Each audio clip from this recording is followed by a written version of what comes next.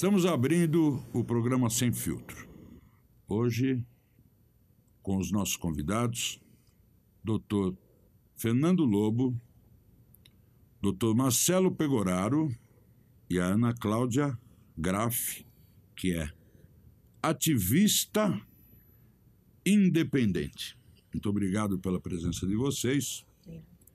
E na abertura do programa, Ana Cláudia, eu gostaria que você nos explicasse que aqui no programa Sem Filtro a gente busca saber de coisas que se falam, mas que a gente não conhece a fundo, né? Sim. Você é ativista independente. Como é que começou isso? Como você resolve ser uma ativista independente? O que faz uma ativista independente? Boa noite. Então, eu escolhi ser uma ativista independente a partir de uma indignação que eu tenho dentro de mim. Chega a ser absurda. Eu sou uma cidadã muito indignada. Sou muito indignada, principalmente com impunidade, com a corrupção.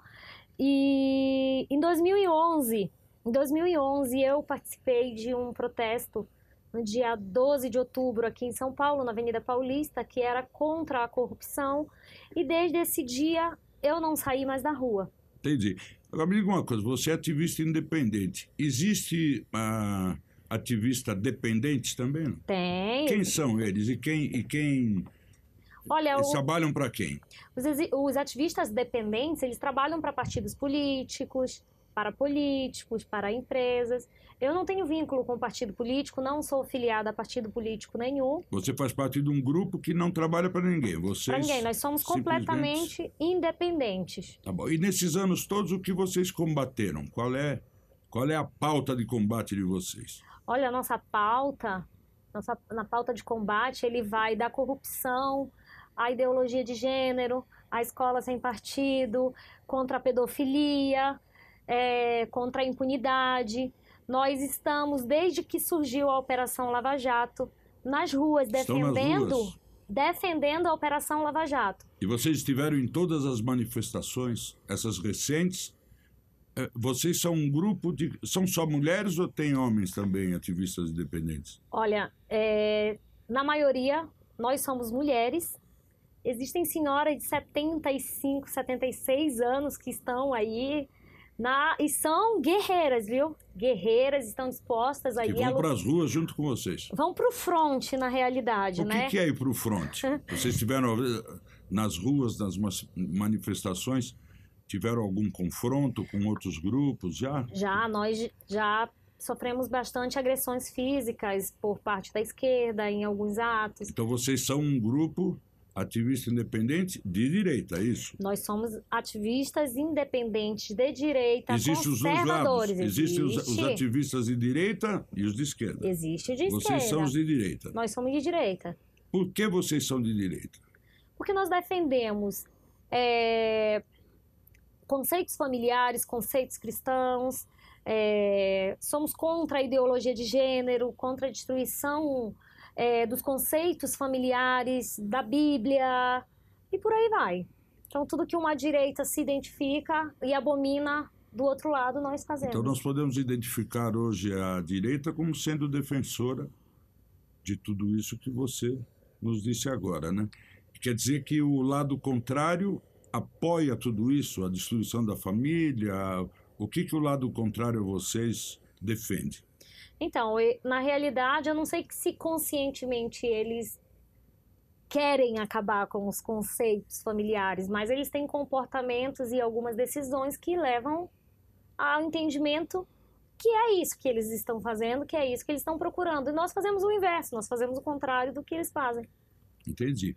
E em algum momento vocês tiveram um contato com eles que não fosse assim, em manifestações, que fosse um contato à parte...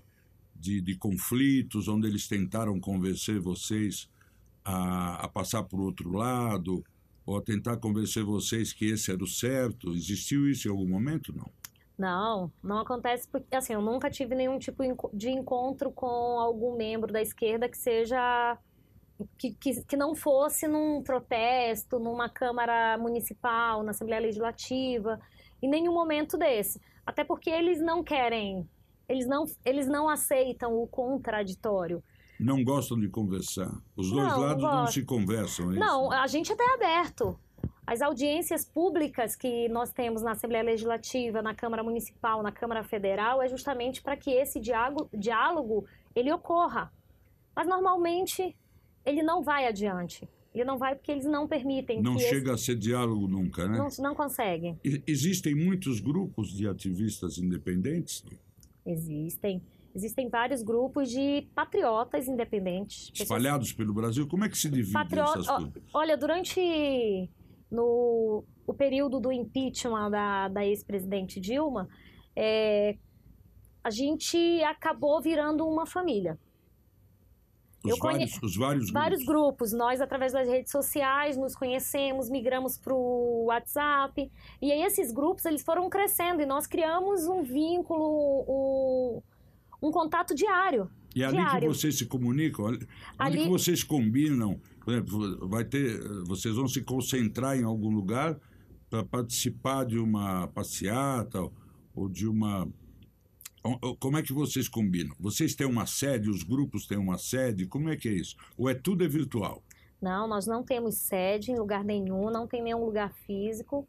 Os nossos contatos são virtuais, são nas redes sociais, por via WhatsApp, às vezes Curitiba. Curitiba tem o grupo República de Curitiba e o acampamento da Operação Lava Jato. São patriotas, defensores da Operação Lava Jato, são defensores do juiz Sérgio Moro, são patriotas assim que nós criamos, nós os ativistas independentes de São Paulo, um vínculo muito grande. Quando eles sabiam que a Operação Lava Jato estava correndo algum risco, eles entravam em contato e falavam: Ana Cláudia, eu sou uma das coordenadoras que na realidade os ativistas independentes virou uma página para a divulgação dos nossos atos. Vocês têm isso aonde? Onde é que tá? No Facebook. No Facebook. Como é que a pessoa localiza? Quem quiser ler sobre vocês? Vai na página @ativistas independentes. Instagram também? Não, por enquanto não. Só no Facebook? Já chega, né? Para fazer o barulho que vocês fazem, né? Não dá. É muito barulho.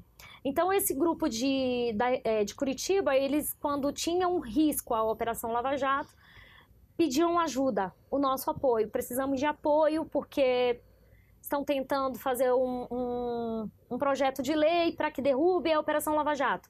E aí nós marcávamos uma data e nós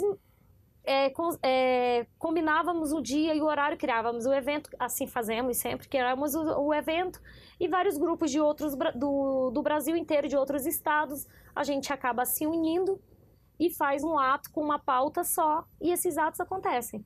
Ok. Bom, veio o impeachment da presidente Dilma, várias manifestações depois disso aconteceram, depois vieram as eleições, os dois lados, né, o lado que vocês defendem e o outro lado, foram os que disputaram essa eleição.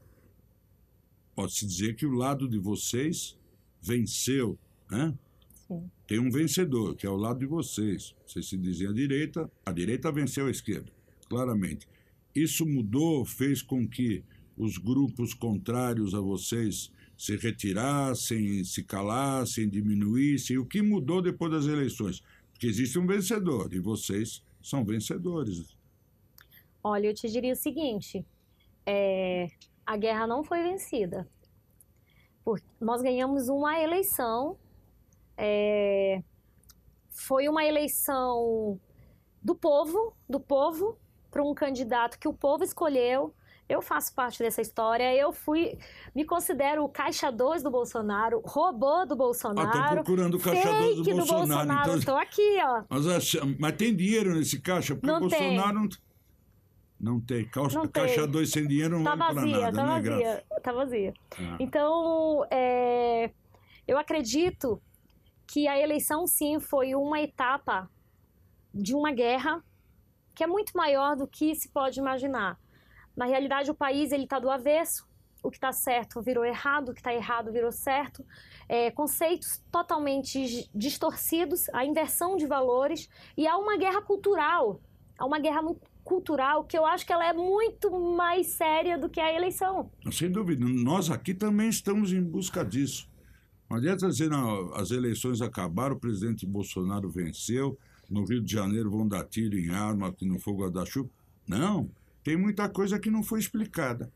Sim. E o programa Sem Filtro nasce exatamente para saber como é que isso vai acontecer, como é que vão ficar as coisas que nós não temos a menor ideia. Tem coisas que a gente não sabe nem o que é.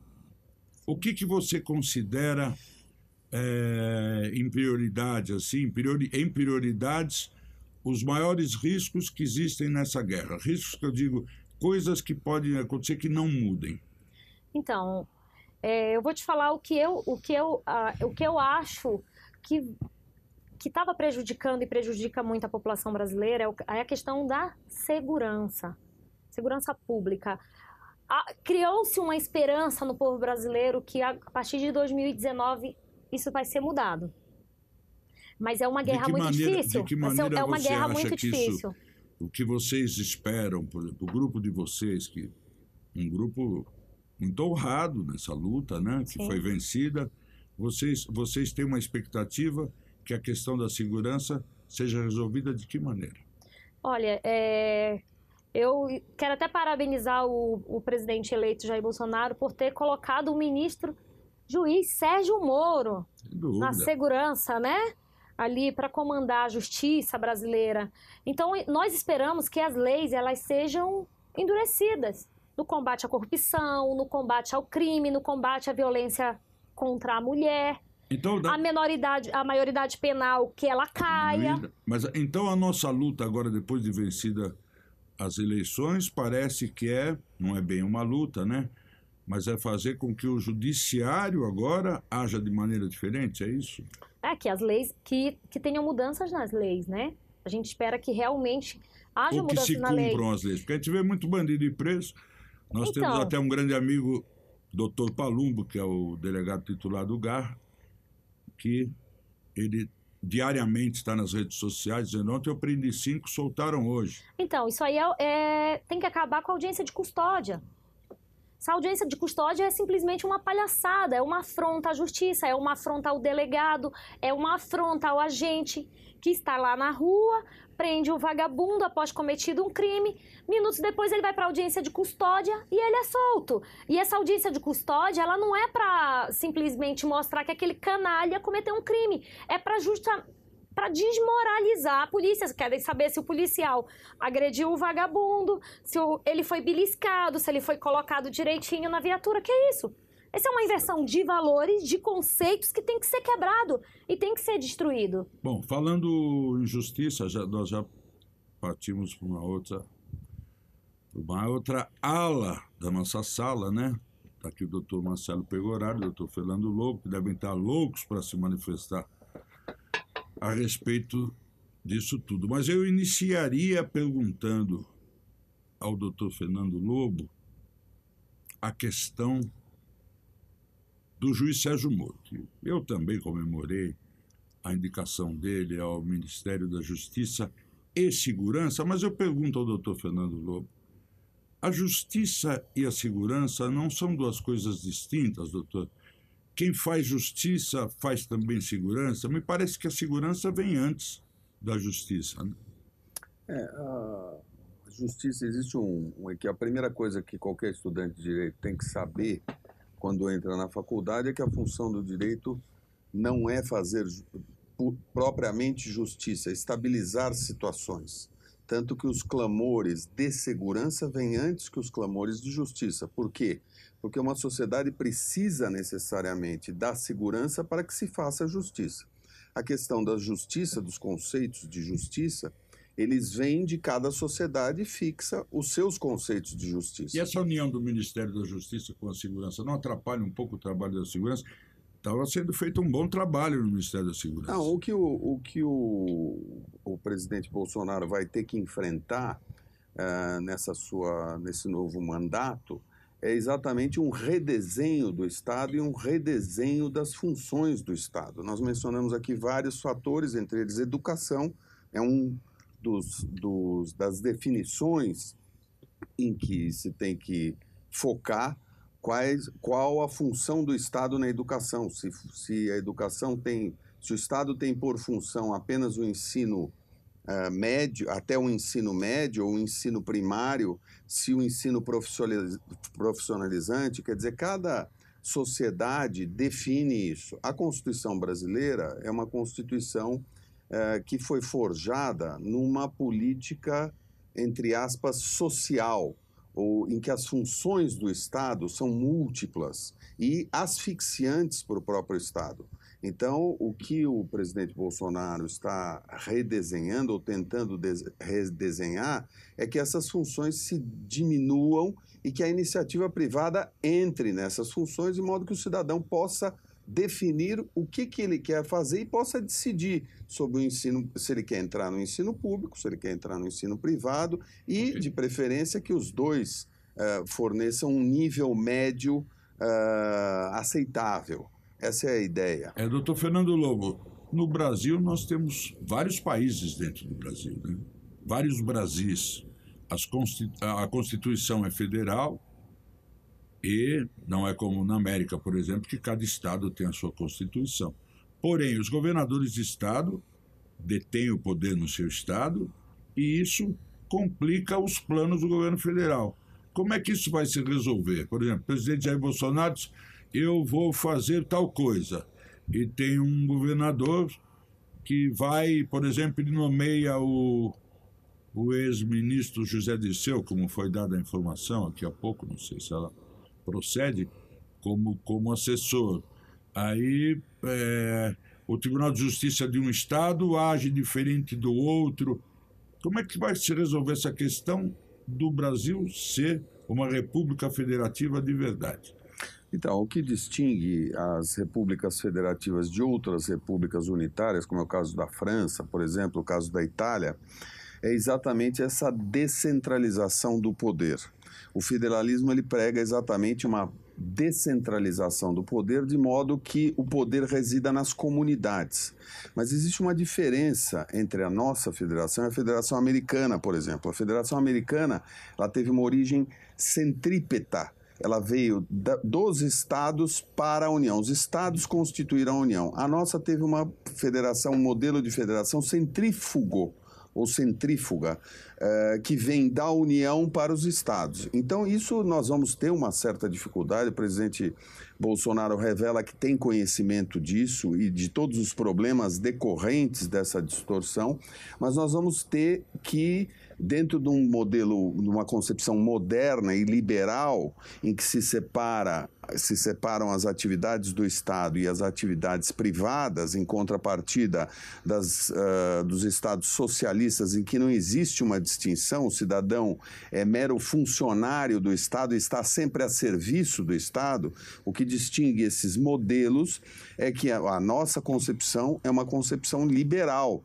de Estado democrático de direito. E aí, por ser democrático de direito, o pressuposto é exatamente o pluralismo de ideias. É claro que essas ideias vai haver o conflito dessas ideias, que por sua vez, desse conflito, nós vamos decidir qual o modelo de políticas, qual o modelo de Estado e qual o modelo de vida privada que nós queremos. O que não se admite, obviamente, é a violência nesta veiculação de ideias, né? A violência física e a violência que a gente chama intimidatória. Né? Mais do que entendido, doutor. Doutor Fernando, ele nos surpreende sempre, né? Com as suas aulas. Não são respostas, são aulas. Doutor Marcelo Garof, você que está vivendo essa... Como é que nós vamos chamar esse... Conflito não, né? Esses embatezinhos. Tem sentido isso entre os estados, que a União, realmente, que o Brasil deixou de ser uma república federativa? Bom, na verdade, o que a gente tem que ver é que o nosso presidente eleito, Jair Bolsonaro, a dificuldade dele em fazer com que esse Brasil, né, que é um Brasil de todos nós, tanto do Nordeste, do Sul, nós somos os brasileiros, entendeu? Então, o que ele quer, na verdade, é a união do nosso povo brasileiro e acabar com essa divisão que foi feita durante todo esse período. Mas isso é possível? O Nikkei É não possível, pode... sim, é possível. Se no futebol a gente não consegue sentar numa mesa de um restaurante e conseguir ter uma amizade. Hoje você vê jovens aí que não se cumprimentam porque um está com a camisa de um time. Imagine a ideologia. Eu sou de esquerda, eu sou de direita. Como é que faz que um Estado que deu 80% de votos ao Fernando Haddad, que lá em cima, aliás, ele foi chamado de Andrade, achei isso muito engraçado, né? Deu 78%, não, 72% de votos ao Andrade. Quando é que esse Estado vai se unir ao Brasil? Quando é que ele vira brasileiro e aceita o que o presidente Jair Bolsonaro está propondo? Bom, na verdade, o nosso presidente, ele mais do que nunca é um patriota, é uma pessoa que pensa no Brasil, é um presidente de todos nós brasileiros, entendeu? Eu só acho que a ficha só vai cair no bom sentido desses nossos irmãos, né, do Nordeste, quando eles perceberem que todo esse tempo que foi pregado pelo nosso anterior governo, né, de que iam sair da miséria, iam ter todas as condições possíveis de uma classe, né, de um trabalhador com seus direitos, eles foram perceber que todo esse tempo eles continuam a mesmice, né, vão ver que nosso presidente Jair Bolsonaro, ele quer essa união para que eles sejam o quê? Um país do futuro, um país que tenha condições de estar vivendo, não dependendo, um exemplo, de uma Bolsa Família, de uma condição de que o Estado, digo a federação, tenha com que ficar sustentando isso, não que ele seja contra, mas essa diminuição é com que o nosso país esteja o quê? Faturando, fazendo com que o nosso país esteja progredindo, o nosso país esteja numa condição bem melhor, né, até com relação a um PIB, né, para o nosso futuro e nosso presente. Vamos torcer para isso. Vamos torcer para isso. Vamos torcer. Eu acredito... Ana Cláudia, você acredita? No que você acredita? Eu estou vendo você que com o braço... Tem uma pequena... Você quebrou o braço? Nada, isso aqui é... Na verdade, assim, esse foi o presente que a Ana Cláudia, como uma lutadora, uma batalhadora pelo o conservadorismo, né, contra algumas coisas da nossa esquerda, né? Ontem, o presente que ela ganhou na Alesp... Você para de nos enrolar que o programa aqui... Na Assembleia Legislativa, no dia 13 de ontem. Esse foi um presente que ela ganhou para tentar evitar a escola sem partido, que a pessoa com essas ideologias totalmente errôneas. Esse é o que ela ganhou. O que ela ganhou o presente dela, por ser uma batalhadora. É uma de nossas bandeiras. Mas o que aconteceu? Sofreu uma agressão por parte de uma pessoa dentro da Assembleia Legislativa de São Paulo. Que, na verdade, está sendo apurado através da abertura de um inquérito policial, que ela acabou de vir do Instituto Médico Legal, que ela foi fazer o exame de corpo de delito. E, quem sabe, agora nós vamos apurar a culpabilidade, que seja dolosa, né? Aí fica o cargo da autoridade policial, o Ministério Público depois, mas que isso não está sendo justo, por uma questão da gente somente estar tentando resgatar, retomar esse país nas nossas mãos para acabar, para extirpar essa questão da ideologia, do comunismo, socialismo, que nós estamos cansados. Mas eu digo o seguinte, num local onde existem dois lados contrários, né, às vezes isso acontece, porque você tem que puxar a sardinha para o seu lado, mas tem o outro lado também. Então, às vezes, tem uma discussão, sai um empurra, sai um tapa. Logicamente que depois a justiça vai definir se houve um crime por parte de um ou parte do outro. Mas a briga vai sair mesmo, né? Sim. Mas isso aí saiu aonde? Onde foi essa confusão? Foi dentro da Assembleia Legislativa, numa comissão... Dentro da comissão? Numa audiência pública. Na realidade, era uma audiência pública contra o Escola Sem Partido. Eu sou favorável ao projeto Escola Sem Partido. Aí, resumindo, o pau comeu. Mas generalizado ou foi só com você? Então, na verdade, essa confusão e essa briga que ocorreu foi uma agressão feita porque eles não aceitam o contraditório. Não, isso tudo bem. O que eu estou querendo saber é o seguinte: foi uma agressão entre duas pessoas Ou foi uma agressão, por exemplo, De 10 contra uma 10? única pessoa contra agrediu. 2 ou mais pessoas. Só os dois brigaram, não, mais ninguém ali. Não, eu não briguei com ninguém. Não. De uma parte, a agressão veio de uma parte. E a briga sai em que momento? Quando é que houve a discordância? No lá? momento onde que a pessoa pede o direito de ser uma audiência pública, o direito de estar junto à mesa, né? Tem o direito ao Peraí, contraditório. deixa eu entender, porque aqui o programa é aquele nosso velho lema de dizer, eu nem entendi, né? Eu queria entender. Pera, ela queria se aproximar da mesa da comissão, Não, é isso? não, Foi não. impedida? Eu vou explicar. Deixa ela explicar. Uma Porque outra aqui precisa ser tudo explicadinho. Não, uma outra pessoa que é de direita, ao ser formado na audiência a mesa de discussão, ele pediu para participar. Pode falar. O candidato que ele foi eleito pelo PSL, o Douglas Garcia, ele solicitou... Não solicitou como eleito nada, como cidadão. Pediu para participar da mesa. Participar da mesa. Porque quando é uma audiência pública, a audiência pública ela não pode ser totalmente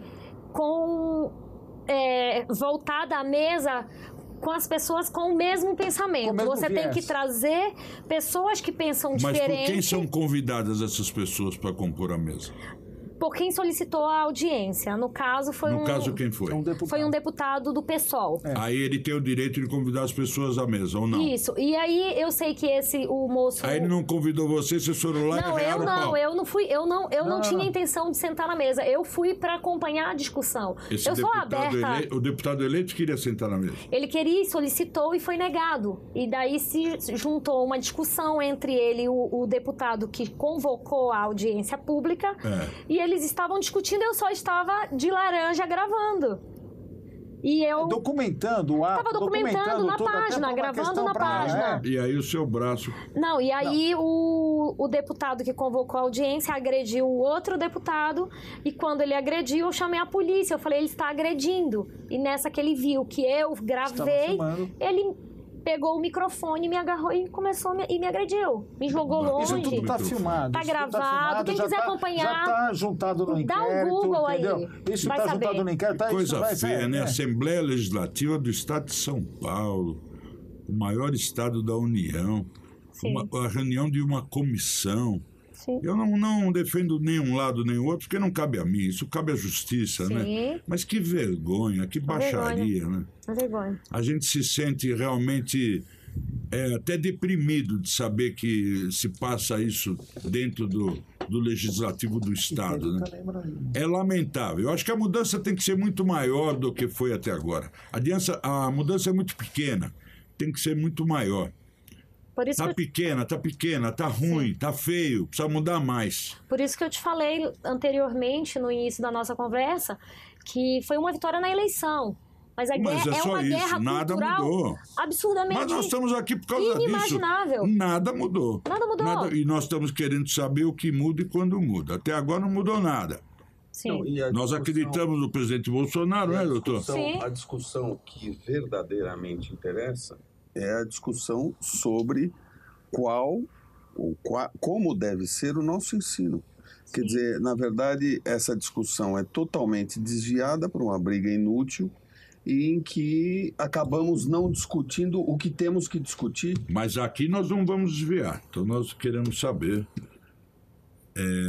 muito bem lembrado sempre pelo doutor Fernando Lobo, nosso guru. Nosso guru. Escola sem partido. Vamos falar da escola sem partido. A escola sem partido... O que acontece hoje, o que aconteceu durante esses 15 anos de governo do PT e quais as mudanças que nós, vocês, ou as famílias, a sociedade está pleiteando. E nós queremos saber também as perguntas que não são feitas. Mostram sempre um livrozinho que você enfia o dedo assim a cartilha. No pipil do menininho que Kit depois gay. vai no negocinho. Nós queremos saber se isso existe, o que mais existe. Nós vimos uma professora dentro da classe explicando para um aluno como ele usar o preservativo e ela, como boa professora, né, quem sabe a melhor, que já se tenha conhecimento, foi ao instrumento do aluno e colocou o preservativo e as alunas estavam vendo. esse tipo de coisa está acontecendo porque eles são adeptos da ideologia, isso é um tipo de revolta, é um tipo de ataque à família, pode ser mudado. Qual é a opinião de vocês que são ativistas? Então, Escola Sem Partido está se criando aí tanta discussão no tema. A esquerda alega que o Escola Sem Partido é a escola da mordaça, a escola da ditadura, que não tem nada a ver. A Escola Sem Partido, o projeto de Escola Sem Partido, ele só visa colocar um cartaz na porta da classe, que os alunos do ensino médio e do fundamental, eles tenham acesso quais são os deveres dos professores. Agora, uma coisa que eu gostaria de saber. Nós temos escolas do ensino médio federais? Temos. Muitas? Ensino médio federal, acho que não tem, não. Pois é, então como é que nós vamos fazer para implementar isso? Se o governo do estado do Ceará, por exemplo, a governadora do Ceará, que é petista, se aqui não, aqui minhas escolas vão continuar tendo o livrinho que põe o dedinho e entra no menininho. De onde vem essa mudança? Essa mudança vem da sociedade. Eu acho que a sociedade ela está discutindo o assunto. Os pais estão mais atentos nos materiais que são mandados para os alunos dentro de casa. Eu, particularmente, como ativista, eu não prestava muito atenção no material da minha filha. Olha só, eu brigo por uma causa e assim, eu tenho uma filha, graças a Deus, muito inteligente, que eu não preciso sentar e fazer lição de casa com ela, é nota 10 em tudo. E chegou um momento que quando se iniciou a discussão do Escola Sem Partido, sobre ideologia de gênero, sobre movimento LGBT dentro de escola e tudo, eu comecei a me atentar e fui pegar o material da minha filha e a escola que ela estudava, eu me deparei com situações, escola católica. Tinha o livrinho? Não chegou a ter o livrinho, mas assim, eu comecei a observar a escola começou a mudar muito. Minha filha chega em casa.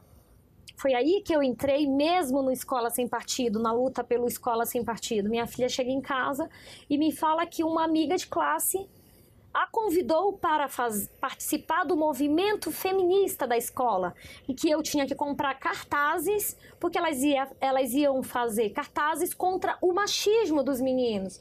Aquilo me horrorizou.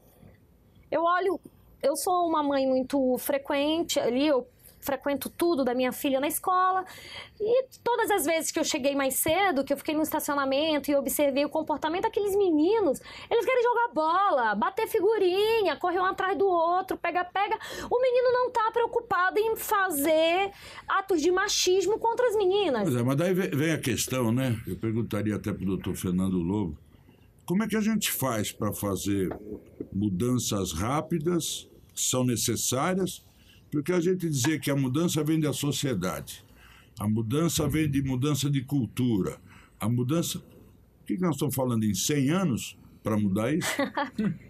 O Karl Popper tem uma frase muito interessante que ele diz que nós temos tantos erros novos para cometer, por que nós vamos incidir nos mesmos erros que a história já mostrou? Essa questão sobre a função do ensino, ela remonta da Grécia Antiga.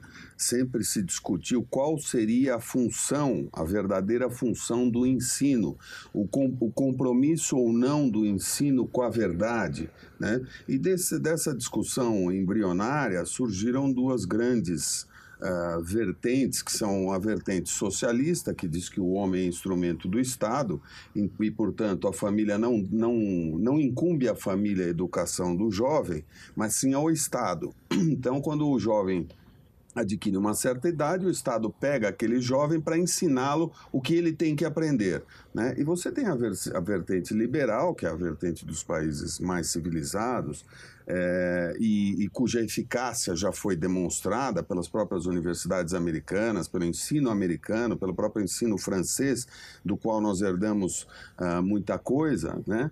E que a função da escola é dar informação para o aluno, de modo que ele possa, quando atingir a idade adulta, optar sobre a ideologia que melhor lhe convém. Sim. O que me parece que é um desvio de finalidade é essa tendenciosidade ou essa essa coerção numa criança que é indefesa, quer dizer, que não conhece ainda. Eu me lembro quando os meus filhos estudavam ainda na escola, a escola deu para o meu filho, a minha filha de 13 anos, o livro do Saramago, que eu chamo de Saramago. Eu não tenho nada contra a literatura, acho a literatura do Saramago até muito inteligente.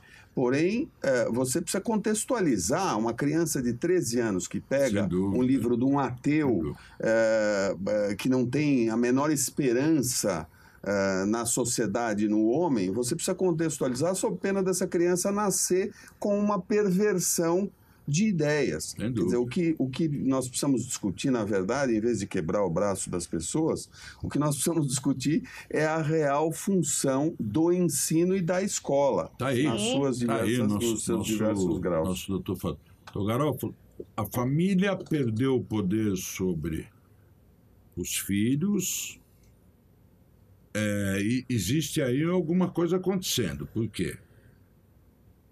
No nosso tempo passado, né, nós que viemos de um bairro bem conservador, né, não existe mais aquele pai que vai à escola e diz: o senhor falou tal coisa para o meu filho, e aí sim, muitos braços se quebravam. Na questão das agressões que a gente tem visto a alunas na escola, meninos batendo em meninas, eu sempre digo o seguinte: os nossos pais provavelmente não aceitariam que as filhas chegassem com o olho roxo em casa dizendo que foram agredidas nas escolas. O que está faltando é o pai que vai lá resolver, porque ele sabe que a justiça... A gente conta, acredita porque tem filho, e a gente tem que contar com a justiça e acreditar, né? Só por isso. Mas eu preferia muito mais, como eu contei, contar com meu pai, que uma vez eu estudava num colégio e teve uma situação ali diferente, não cheguei a ser molestado nem nada, muito longe disso. Um aluno amigo nosso tomou ali uns tapas e tal, e os pais foram ao colégio e sobrou muito pouca coisa desse colégio. Então está faltando a interferência da família, ou os pais mudaram, ou a família mudou, e isso não tem solução. Se foi o modelo de família que mudou, não vai solucionar nunca, porque a figura do pai é quem ia lá e resolvia. Depois a justiça entrava, depois a delegacia entrava, depois o juiz vinha, mas o pai de família ia lá e impunha antes a vontade dele. Ao meu filho, você não vai mostrar esse livrinho porque eu te quebro no meio. É assim que os pais conservadores agiam. O pai hoje está mais maleável, ele está mais para ir no happy hour. Qual é essa mudança? Essa mudança aconteceu na família? Porque a gente culpa muita gente, mas e o pai de família que não se manifesta? Porque uma menina de 4, 5 anos de idade chega em casa e diz: pai, me deram um livrinho que eu fiei o dedo, era o bigolim do menino, e entrou no bumbum da menina. E o pai não vai lá na escola e quebra o pau? Como é que é, doutor? Como é que fica? Então, o que eu vejo hoje, na verdade, eu tenho uma filha, ela vai fazer 15 anos. Não é que o pai, ele largou mão à mãe. A questão que eu vejo hoje, e até eu digo de mim mesmo, por causa da minha filha, não vou dizer escola nada, mas se você hoje for reclamar na escola, né, você ainda sofre uma situação dentro da escola de perseguição pelo seu filho. Então, o que acontece? Você tem que ficar hoje refém de uma situação sob pena do seu filho sofrer essa perseguição. Então nós já somos reféns desses bandidos. Somos reféns, porque eu digo uma coisa: a mãe da minha filha esteve sim na escola com outras mães fazendo a reclamação de alguns professores, mas na verdade, com todo respeito, algumas escolas deixam a desejar, não entram na celeuma do problema, entendeu? E outra coisa, que somos de um bairro conservador, né? Sou um pouco estourado, mas a gente tem que se controlar. Bairro de imigrantes italianos. Sim, imigrantes italianos. Temos hábitos simples, porém, conservadores. As nossas famílias eram protegidas pelo patriarca da família. Com certeza. Então, assim, eu tenho até um amigo italiano que diz: eu não disco no 90, que é um erro, todos devem discar. Sim. Mas se a sua filha for agredida na escola, a minha, por exemplo, Se a minha filha fosse agredida na escola, eu ia para a cadeia com o maior prazer. Maior prazer. E se minha filha pequena também chegasse com uma coisa dessa em casa, eu iria para a cadeia também com o maior prazer. Mas o que a gente vê hoje é o carro novo, é a casa de praia, são os valores que foram embora, né? Que viraram, que foram pelo rio, né? Os valores mudaram, né? Essa família tradicional não existe mais. Então nós temos que recuperar o quê? As leis ou a família? Como é que se recupera a família tradicional quando até... Deixa para lá o resto. Quando Olha, até quem deveria dizer a família tem que ser mantida com tradição, a família... Você não vai encontrar a filha de um tenente da rota que toma um tapa na cara do namorado. Não vai, Se eu não encontrar, vai. o senhor traz aqui. Não vai, porque eu acho assim, existem algumas exceções, sim. Hoje, às vezes os pais acham que a escola tem que educar. Não, a educação vem de berço, vem de dentro de casa. A escola é um complemento, o que eu penso. Digo para minha filha, a escola está lá para você aprender, para ensinar.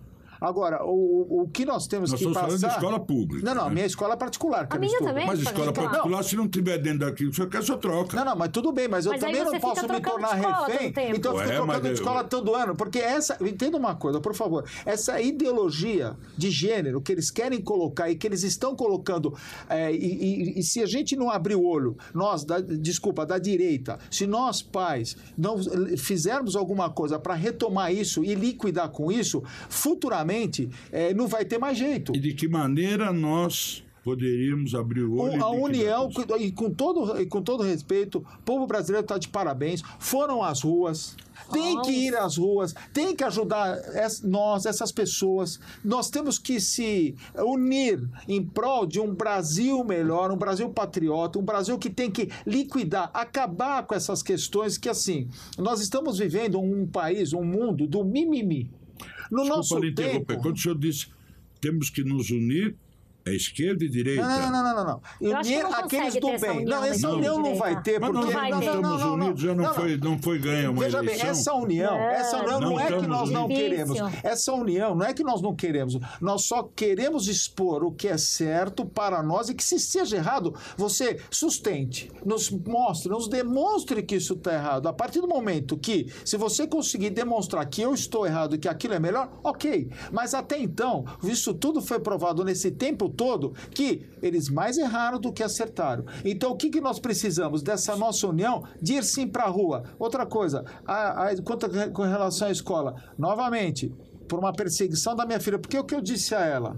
Se você repetir porque você não estuda e você tem algum problema, é uma coisa. Agora, você repetir de ano porque você está sendo perseguida por professores, sofrendo uma perseguição dentro da escola, e que a escola também não está nem aí com isso, porque o importante é o receber, é diferente. Bom, aí nós chegamos num ponto que é o seguinte: está sendo perseguida por professores. Então, o problema que nós temos aí são os professores. Isso não tem como mudar. Como é que você vai mudar? E aí que entra o Escola Sem Partido. Aí que entra.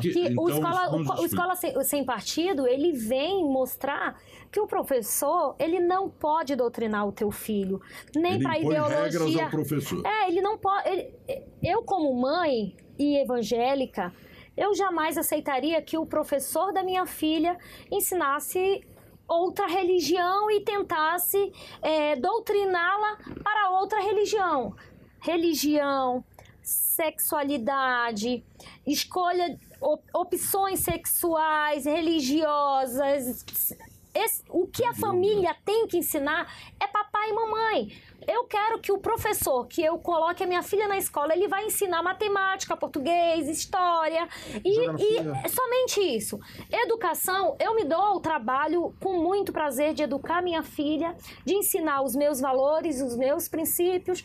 Ela, quando tiver a maioridade, ela vai decidir a opção sexual que ela queira escolher sem imposição nem do professor e nem meu. Agora, ela tem que ser livre. Ana Cláudia, não é mais fácil dizer o seguinte, porque no Brasil a gente rodeia nas coisas.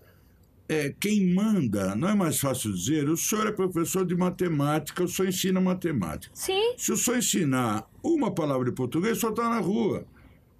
Porque não é assim que se age, eu não entendo. Mas tem que partir Não. da Como é que faz, escola. doutor Fernando Lobo? Não, essa divisão, ela sempre, ela é até intuitiva, de que a moral se ensina em casa, tá certo? Sim. E as ciências se ensinam na escola.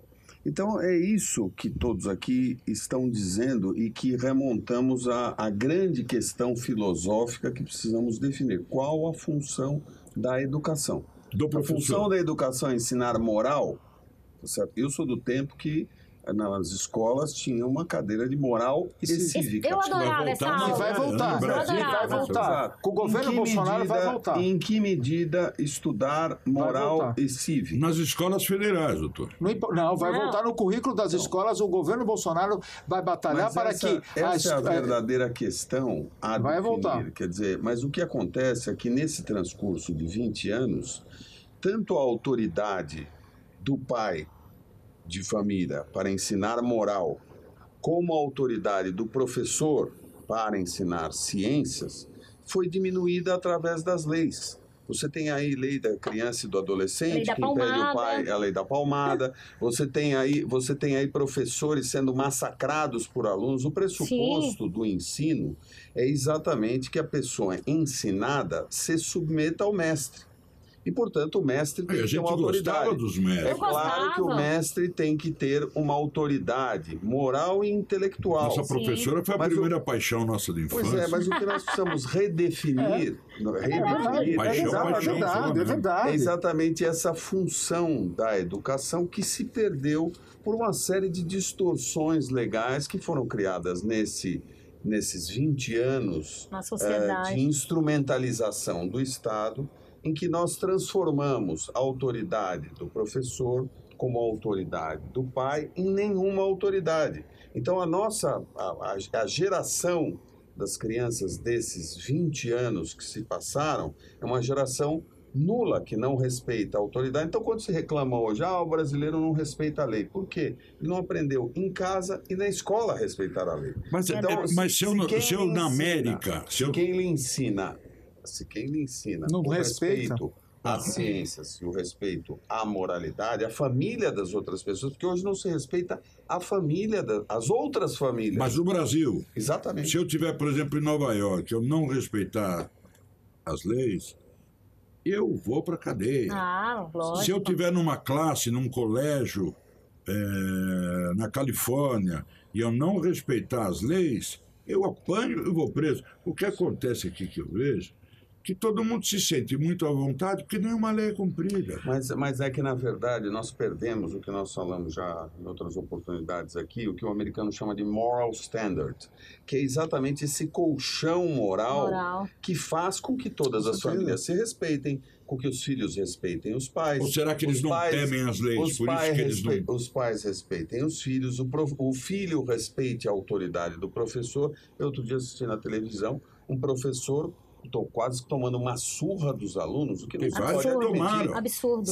Ou seja, são distorções de parte a parte, mas o que está atrás de tudo isso é uma desmoralização da família e uma desmoralização do ensino. Então, nós precisamos, a partir disso, reconstruir e redefinir qual a função do ensino e qual a função da família. E veja bem, essa desmoralização que ele fala, doutor Fernando, é o que eles querem justamente com que a destruição da família, que já não se tem esse respeito, para que depois o quê? Não tenha a base da sustentabilidade que é a família. Ou seja, quando ele não respeita pai e mãe, Ele não vai respeitar através do professor que também embute na cabeça da criança lá e faz com que ela seja obrigada, né? Não, mas isso é um ato criminoso. Bom, mas o que nós estamos fazendo? A questão é o seguinte, entenda uma coisa. Ou a gente resgata as morais, a moral, a civilidade, a questão do respeito aos pais, ao mestre, o professor, ou a gente resgata isso com muito sangue, dor, suor, ou senão isso aqui vai ladeira abaixo. Olha, eu concordo plenamente com vocês, concordo plenamente com o doutor também, só que eu não sei como que os pais que deram tanta linha para o peixe vão agora ter que recuperar Tem que recuperar. o seu filho, de repente, depois com 24, 25 anos de idade, só agora a coisa mudou. Agora você vai me respeitar, agora você não vai trocar mais o seu carro importado todo ano. Acho difícil. É difícil. Não, isso é Olha, difícil. Desculpa, foram anos de doutrinação na cabeça. Nossa E o que juventude, você viu essa nisso geração tudo? agora, eu acho uma geração perdida. Desculpa. Meninos de 15, 16 anos agridem senhoras na rua, xingam o professor, Não se interessam xingam por o pai, nada. não Sim. querem saber com nada. Então nós podemos dividir a culpa entre o professor e o pai de família? Sim, o pai que também não punia um filho Você quando tá o vendo? Nós filho estamos cometeu falando o erro. verdades aqui que não são ditas, né? Então, Porque o professor é culpado, mas o pai de família também é. tem muito pai que largou filho. e muitas Tem muito vezes, pai que largou sim. filho, achou que o seguinte, olha, você E aí não existe você quer um direita nem iPhone, tá esquerda, aqui, ó, né? o iPhone 8 você quer? Toma Isso, aqui. pois é. Aí Então. o menino se torna um folgado, não faz absolutamente na vida, criamos uma geração do neném, não estuda, não trabalha, não faz absolutamente nada e vive na dependência do papai e da mamãe.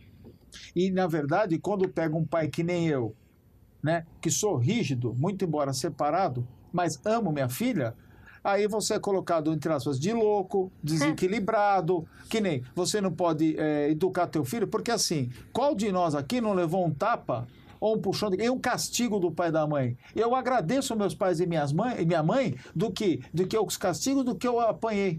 Pouco mais que seja, porque eu tenho respeito, educação.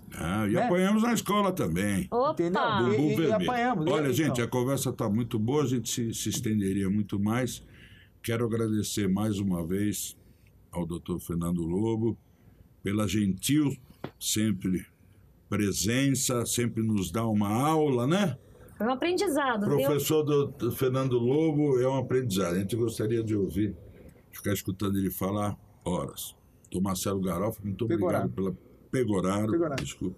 O Garofa falou, vou encontrar agora no Palmeiras, eu vou sofrer junto com ele. Vamos lá, hoje nós temos que ganhar, viu? Ana Cláudia, sinto muito que isso tenha acontecido com você. Imagina. Realmente não é a maneira que a gente espera que as coisas se resolvam, muito menos entre um homem e uma mulher. Sim. Nós somos do tempo que um homem e uma mulher tinham outro tipo de atitude. Sim. Né? Nós cansamos, né, doutor Fernando, cansamos de apanhar às vezes. Eu até da minha ex-mulher, que é mãe dos meus filhos, tomei 2 butinadas na que sangrou. Nós não tínhamos esse hábito nem de reagir e nem de agredir. A gente não sabe de onde vêm essas coisas, né? Que tipo de pessoas são, mas nós condenamos esse tipo de atitude e, infelizmente, nós somos obrigados a conviver com isso. Para nós é chocante, é deprimente. Muito obrigado a vocês que participaram do programa. Obrigado, nós. E nós voltamos na próxima semana. Obrigado a vocês que nos assistiram, nos aguentaram, nos aturaram, mas nos ajudem sempre. Enviem perguntas para o nosso endereço e o diretor prometeu que em breve nós estaremos interagindo com vocês. Vocês vão mandar mais perguntas para nós e nós vamos espetar eles mais. Nós vamos querer saber mais. Não adianta querer nos enrolar. Voltamos na próxima semana sem filtro. Muito obrigado.